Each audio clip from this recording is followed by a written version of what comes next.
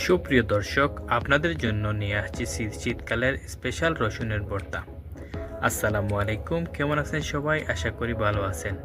আমিও আলহামদুলিল্লাহ আপনাদের দোয়ায় বেশ ভালো আছি। এই রেসিপিটা আমি খেয়েছিলাম আজ থেকে প্রায় 10 বছর আগে।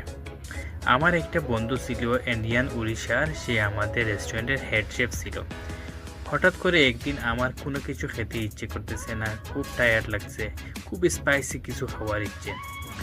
আমাদের রেস্টুরেন্টে আবার স্পাইসি খাবার তেমন একটা ছিল না, যেহেতু আরবীয় খাবার ছিল। তো সে আমার জন্য ইনস্ট্যান্ট এই রেসিপিটা বানিয়ে দিয়েছিল, রসুনের ভর্তা। এখনও আমার জিভে লেগে আছে, এতটাই টেস্টি হয়েছিল সেই দিনের কথা। কিন্তু দুঃখের বিষয়টা হচ্ছে, আমার এই বন্ধুটা এখন আর এই পৃথিবীতে বেঁচে নাই। আল্লাহ তার রুহের মাগফিরাত কামনা করুক, আর সেই জন্য জান্নাত নসিব হয়। খুবই ভালো একটা মানুষ ছিল, আমার জন্য প্রায় সময় অনেক মজার মজার আইটেম বানিয়ে খাওয়াতো। আর আসলে ইন্ডিয়াতে প্রচুর পরিমাণে জাল জাল খাবারের প্রচলন আছে, আমাদের দেশেও আছে, তবে ইন্ডিয়ার খাবারগুলো আমাদের চেয়ে বেশি জাল খায় ইন্ডিয়ার অনেক স্টেটে। তো দেখতে পাচ্ছেন এখানে আমি প্রথমে দিয়ে দিছিলাম রসুন, 100 গ্রামের মতো রসুন, তারপরে 2 টেবিল স্পুন ভিনেগার, আর 2 টেবিল স্পুন লাল মরিচের গুঁড়া, 1 টেবিল স্পুন শুকনো সরিষা।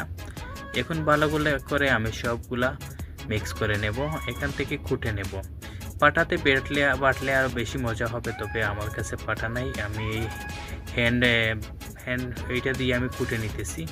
ওইটার কী নাম বলে তাও জানি না, এটাকে আপনারা শুদ্ধ ভাষায় কী বলেন অবশ্যই কমেন্ট করে জানাবেন। আমি যেহেতু সিলেটি, আমার কথার মধ্যে একটু সিলেটি টান চলে আসে, আঞ্চলিক টান, এটা আমি বুঝতে পারি, সেটা আমি চেষ্টা করতেছি রিকভার করবার। দেখতে পাচ্ছেন কতটা লোভনীয় হয়েছে, কতটা কালারফুল হয়েছে।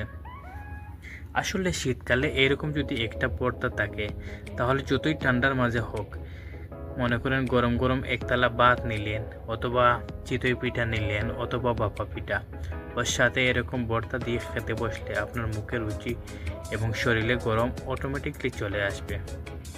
খুব এবং সহজ এবং সিম্পল একটা রেসিপি, যে কেউ যে কোনো সময় বানিয়ে খেতে পারেন। আর এটা ফ্রিজে রেখে 1 সপ্তাহ পর্যন্ত খাওয়া যায়, যেহেতু ভিনেগার দেওয়া আছে এবং একদম নষ্ট হয় না।